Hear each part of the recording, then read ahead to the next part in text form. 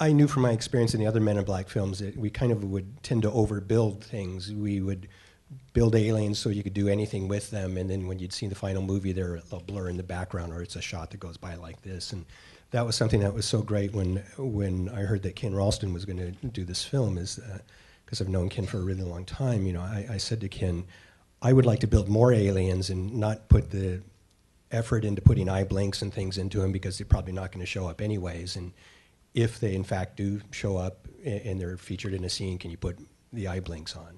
And he said, what did you say? No. I mean, we've known each other since I guess we were like 17, something like that, believe it or not. And this really was the first film, even though we sort of were involved, but barely on Rocketeer. But and Star Wars, too. We both and Star Wars, was that about the space thing? Yeah, yeah. Oh, that was a long time ago.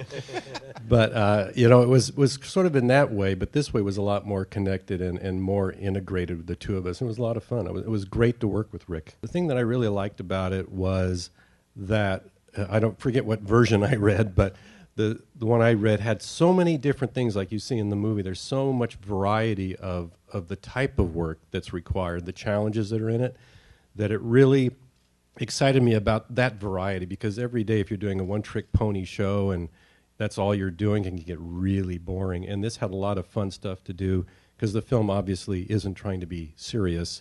It's pretty funny, and we could do a lot of weird stuff in this film we couldn't do on certain other types of movies. So that's what I liked about it. I liked how much different work we were able to do. Keeps the crew excited, keeps everyone on their toes, and it makes it a lot of fun. You know, when we're on set, ideally we want to get as much in camera as we possibly can.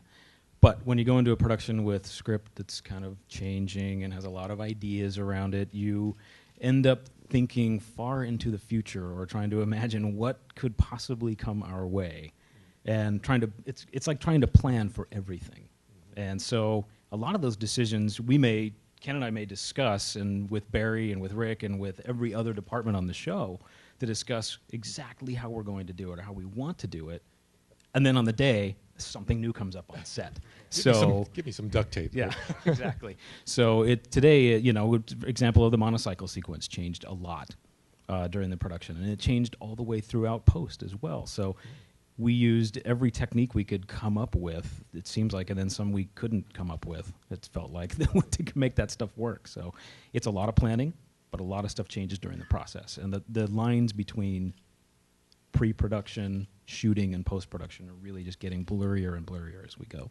You know, it was harder on the first movie because we didn't really know what Men in Black was, and that was the thing. I kept saying, is it a comedy? Is it serious? Do I make scary aliens? Do I make realistic aliens? Do I make comedy aliens? And it took us a while to figure that out on the first one. It's definitely easier now, you know, that we know what Men in Black is, you know. But it's always, you know, I would, for example, with Boris, when I wanted to make him what he was, you know, they kept saying, well, it's too scary, it's too scary. And I kept saying, well, you remember the first movie, Edgar in the first movie? I said, that's, you know, you could put him in a horror movie.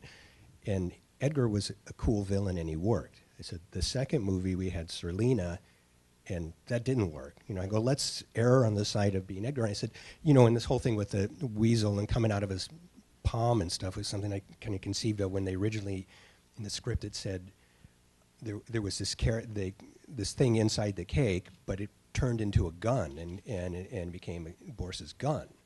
And I kept saying, that doesn't make sense. And they kept saying, well, you know, it's like the Transformers. And I go, no, it isn't. You know, Transformers is a machine turning into another machine. You know, you're talking about an organic creature turning into a gun. You know, cake.